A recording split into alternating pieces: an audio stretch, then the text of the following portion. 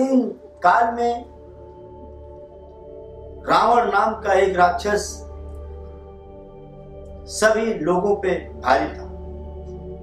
वो ऋषियों महात्माओं से भी कर मांगता था, लेकिन कोई नहीं देता था, तो उसकी जंघा को चीर कर उसका रक्त अपने कमंडल में डाल देता था।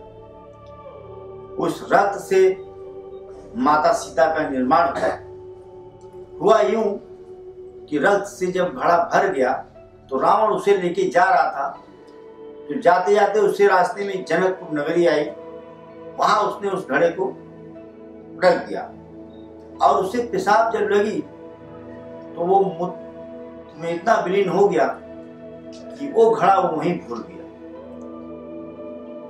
कुछ समय पश्चात उस ऋषियों के खून के कारण वहां अकाल पड़ गया और वहां के राजा ने अपने राज के महान क्या है कि ज्योतिषाचार्य लोगों को बुलाया और कहा कि इसका कारण क्या है। बोले कि यहाँ जरूर कोई अप्रिय घटना या पाप हुआ है जिसके कारण राज्य सूखा पड़ा है। तो इसके लिए उन लोगों ने यह तय किया कि राजा और रानी अगर नग्न होकर हल चलाएंगे तो राज में पानी बरसेगा, वरना राज में पानी नहीं बरसेगा।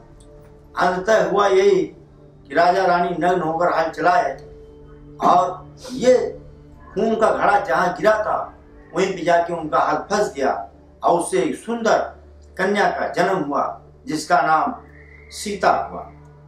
तो राजा जनक बहुत प्रसन्न हुए और उसका पालन पोषण अपने राज्य में किया और इस प्रकार सीता धीरे धीरे बड़ी हुई और एकदम शांत सुशील और सुंदर लड़की थी और बहुत ही चतुर थी। इससे राजा जनक बहुत प्रसन्न हुए और उन्होंने सीता जी के लिए स्वयंवर रचने की तैयारी की। इसमें हुआ क्या, उनके यहाँ बहुत प्राचीन काल से शिव धनुष रखा था। सीता जी अपने क्या है कि कमरे की सफाई कर रही थी, उन्होंने उस शिव धनुष को धीरे से उठा के इधर से उधर कर दिया।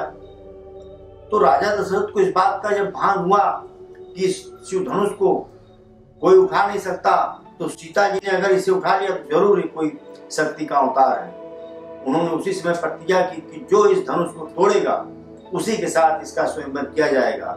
इस प्रकार सीता माता और राम का धनुष स्वयंवर में ही क्या है कि टूटने से शादी हुआ और सीता माता और राम दोनों की शादी हुई, सीता स्वयंवर की रचना हुई।